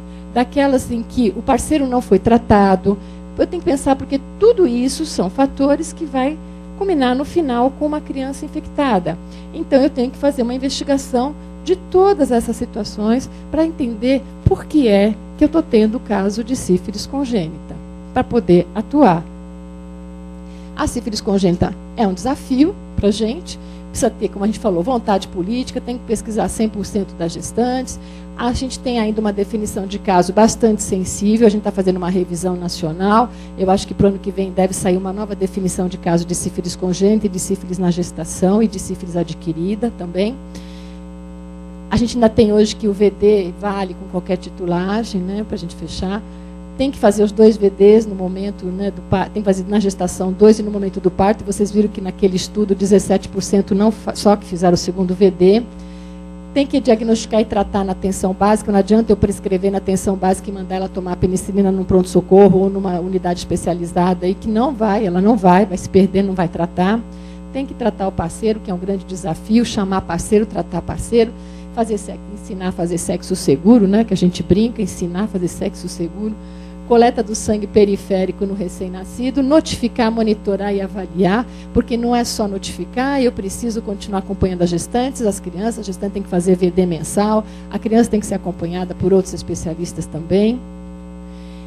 E aí tudo isso, a gente tem que juntar esse monte de peças que tem que ter uma integração necessária, né, onde no centro está a vontade política, mas com todos esses atores, né, maternidade, sociedade civil, insumos, laboratórios, saúde do homem, blá, blá, blá, todas essas coisas para que a coisa funcione e dê certo, né? O Programa Estadual da ST-AIDS, em parceria com outras repartições dentro da Secretaria da Saúde, com Saúde da Mulher, Saúde da Criança, Instituto Adolfo Lutz, Atenção Básica, a gente lançou a nota técnica em 2007 sobre a abordagem dos parceiros sexuais para gestante com sífilis. Em 2009, reforçamos uma portaria do Ministério da Saúde, porque já tem uma portaria do Ministério da Saúde, que, se eu não estou enganada, é de 2006, que fala do uso da penicilina na rede de atenção básica, que você tem que usar a penicilina na rede de atenção básica. E em 2011, lançamos a portaria para a padronização dos procedimentos laboratoriais para o diagnóstico sorológico da sífilis. Foram 2 algoritmos lançados. Você começa a triagem sorológica por teste treponêmico e, se ficar positivo, vai para o não treponêmico, ou você começa por um teste não treponêmico e depois vai para o treponêmico. Quer dizer, tem 2 algoritmos. A prevenção do Programa Estadual das STIs vem trabalhando muito na questão do pré-natal do homem, como uma estratégia para a eliminação da transmissão vertical do HIV e da sífilis, porque a gente fala, sabe por que eu tenho que trabalhar com o homem? É importante, é porque a maioria dos homens infectados com sífilis nem procuram tratamento correto, né? Nem procura tratamento, ele é assintomático, ele não tem nada, por que ele vai tomar um monte de injeção que dói, né? Então não vai. A gente, em 2009, tivemos uma parceria com o CREMESP, para enfrentar a sífilis congênita.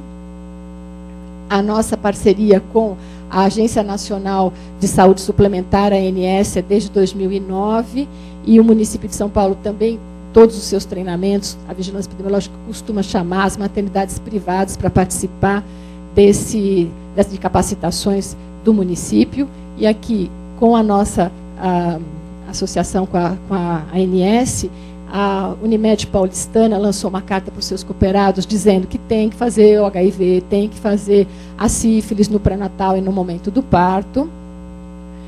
A gente lançou em 2010 e relançou em 2012 o Guia de Referências Técnicas e Programáticas para a Ação da Eliminação da Sífilis Congênita, que a gente tem ainda disponível lá no programa. Quem quiser pode pegar, ele é bastante completo. Em 2012, lançamos também em parcerias com todos os outros atores da Secretaria da Saúde a utilização do teste rápido para triagem de sífilis em situações especiais, que acho que a Karina vai falar depois, que isso aqui já virou uma portaria. Teve esse aqui, que é o que a gente sempre gosta, que é o nosso banner de 2007, que fala da sífilis congênita, um material, um folder específico para a comunidade médica, falando de tratamento, como é que funciona, como é que faz, como é que trata, né, tudo para o médico lembrar, né? Esse daqui foram folders e cartazes para a população de gestantes, seus parceiros, seu filho quer uma vida saudável, seu filho é sua maior vitória, e etc. E aí a gente fala, né? Vai ser menino ou menina, mas tanto faz, desde que ele nasça sem doença, né? Tem infecção congênita. Eu não quero nem saber, tanto faz, né? E o bebezinho reza e agradece, né? Porque afinal de contas, a eliminação da transmissão vertical da sífilis e do HIV, ele é um compromisso de todos nós, todo mundo tem que estar envolvido, né? E aí a gente pergunta, eliminar a transmissão vertical, né, eliminar a sífilis congênita é um sonho? Eu acho que é realidade, se a gente tiver vontade política. É isso, obrigada.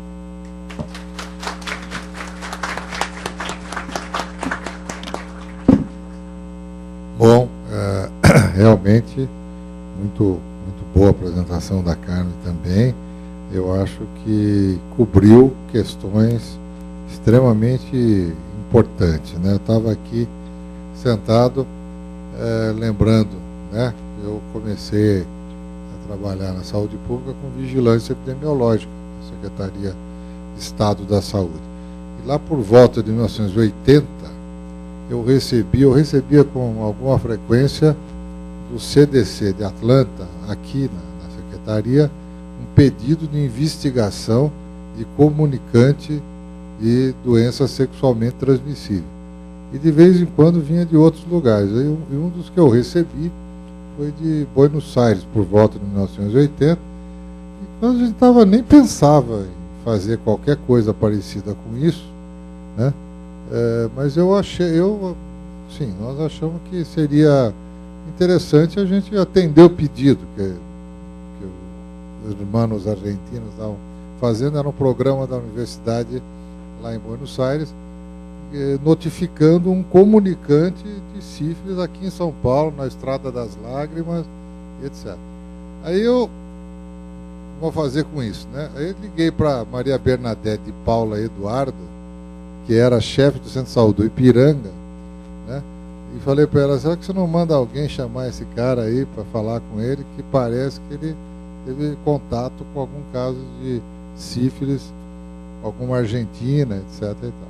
Aí ela mandou lá uma visitadora na casa do cara, aí veio, o cara era um senhor, né? Assim, já de uma certa idade. Ela falou, o senhor chama fulano de tal? Eu falei, eu chamo e tal. O senhor já esteve na Argentina? Eu falei, não, senhora, eu gostaria muito e tal. Conhece algum? Não conheço nenhuma argentina. Aí ela disse que apareceu um outro moço, assim, mais, né, que tinha o mesmo nome, que era o filho dele. Eu falei, o senhor já esteve na Argentina, não conhece alguma argentina? Conheço, por quê? Não, a doutora do Centro de Saúde quer que o senhor vá lá conversar com ela. E aí, a hora que ela falou, o senhor ele era um sambista que tinha se apresentado em Camboriú, tinha conhecido uma argentina, tinha tido um caso com ela, e a hora que a Bernadette falou para ele que a gente tinha detectado que ele estava infectado com sífilis, né? Ele achou que realmente o grande irmão estava instalado, os caras controlam tudo, não tem como escapar. Então, desde 1980 que essa questão, né, da investigação está aí nos assombrando por aqui, né? Eu acho que um dos problemas de quando você deixa de fazer saúde pública, que é o que acontece no nosso sistema de saúde, ele está extremamente focado, né, nessa questão da assistência, né? Se a gente pegar as últimas eleições, é uma corrida para ver quem faz mais consulta, mais rápido, mais remédio em casa, remédio né? Tá certo? E então a gente, na verdade, está refém da assistência médica. A gente já apontava isso lá atrás, né, quando começou esse movimento, né, de incorporação da assistência médica na Secretaria de Estado da Saúde. Os sanitaristas, né, nós sanitaristas aguerridos, etc., na Associação de Médicos Sanitaristas, já dizíamos, precisa tomar cuidado porque a assistência médica não pode ser incorporada com a lógica que ela tem. É uma lógica que nem o setor de saúde suplementar hoje tem predominantemente esta lógica, não é gozado? O setor de saúde suplementar está muito mais preocupado com prevenção, etc., por causa, né, da transição demográfica e epidemiológica, né, e isto significa... E aí a Carmen estava falando de cara, aí eu estava me lembrando, você fica velho, você fica lembrando de histórias, né? Eu estava me lembrando de um seminário que a gente teve na Santa Casa para discutir inquéritos, né, domiciliar, na verdade, investigação de morbidade, né? E que uma das coisas que se discutia, estava começando os primeiros inquéritos da Faculdade de Saúde Pública, Campinas, com a Maria Elizabeth Barros e a Luana Carrandina em Botucatu, os primeiros inquéritos de morbidade referida por amostragem, né, que as pessoas diziam que era caro. E aí eu estava pensando, ontem eu estava participando de um debate, né, sobre incorporação de tecnologia no setor de saúde suplementar, e aí deram um exemplo de uma doença que eu achei, não sei nem se é verdade, mas vocês podem confirmar para mim. Chama mucopolissacaridose tipo 4, né? Que o pessoal consegue um tratamento para essa doença que custa, salvo engano, R$1 milhão por ano. E que o cara vai lá no juiz, o juiz dá a liminar, certo? E a pessoa recebe em casa uma caixa de tratamento para 1 ano, que tem que ficar na geladeira. Ela bota lá na geladeira junto com a talbaína, a carne seca e tal, aquela geladeira ainda não ecológica, e fica lá. Provavelmente as últimas doses vão ser água com açúcar, porque não vai ter nenhum controle. E custa R$1 milhão, não sei se é verdade, mas foi falado isso. Se não for 1 milhão, for 900 mil, é o tratamento de uma pessoa com uma doença, né? E se você começar a ver quanto custa para operar uma coluna, é 200 mil, é 80 mil. Então, será que é caro? Existe alguma coisa que em saúde pública seja cara? Quanto custa o levantamento, né? Quanto custa para a gente fazer o estudo sentinela, né? Quanto custa? Provavelmente algumas doses de antibiótico e tal, né?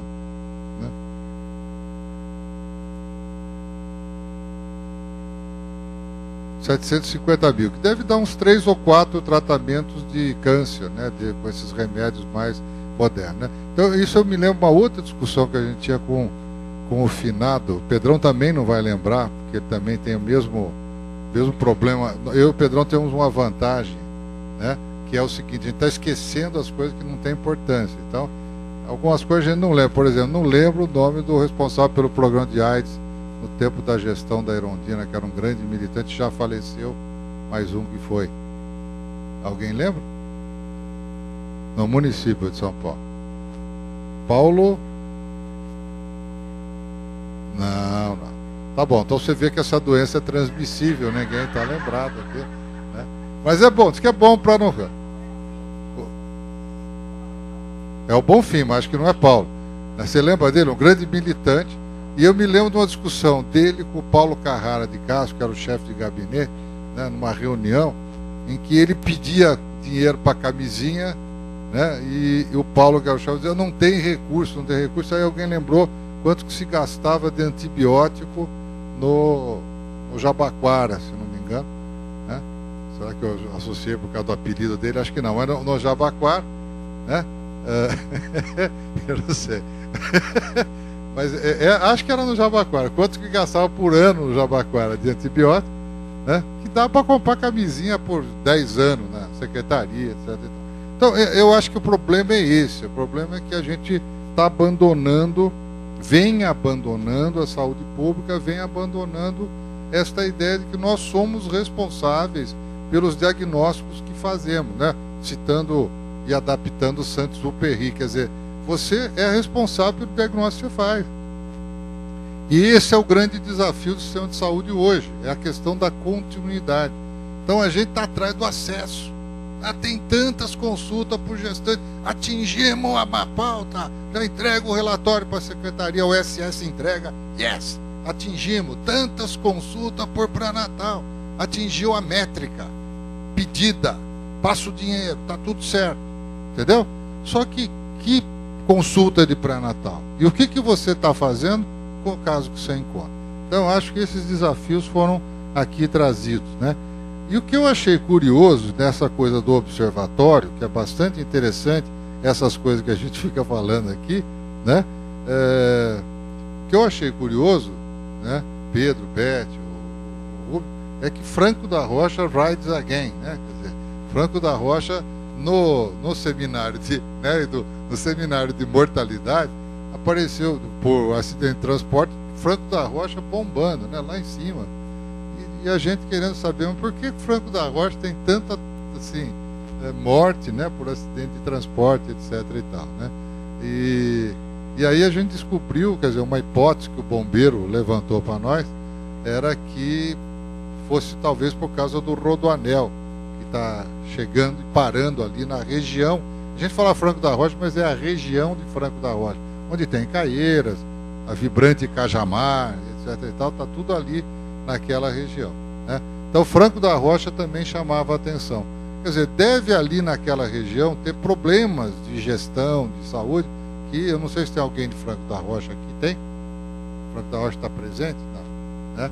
Que está aqui para ver. Então eu acho que essa fala da Carmen prepara a fala para a Karina, que vai então agora dizer como é que nós vamos fazer para resolver todos esses problemas. Mas o Pedro está me olhando com cara feia, dizendo que está na hora da gente fazer um intervalo. Então eu queria pedir para vocês o seguinte: nós temos aqui no andar, né, duas máquinas de café nesse andar. Uma fica ali, porque os espertos já saíram correndo na frente. Uma fica ali, tá certo? E a outra fica aqui. Mas se vocês subirem 1 ou 2 andares, vocês vão descer. Descer, né? Aonde? Descer um andar, tem mais 2 máquinas. São 4 máquinas de café. Tá certo? E se alguém tiver vontade de comer alguma coisa e tal, acho que não vai ter bolacha break hoje, né? Tem bolacha aqui fora. Se alguém quiser alguma coisa mais substancial, tem uma lanchonete no térreo. Tá certo? Você pode comer uma outra coisa. Mas as nossas bolachas. Agora, nosso intervalo vai ser rigorosamente de 15 minutos. Certo? Obrigado. Até já.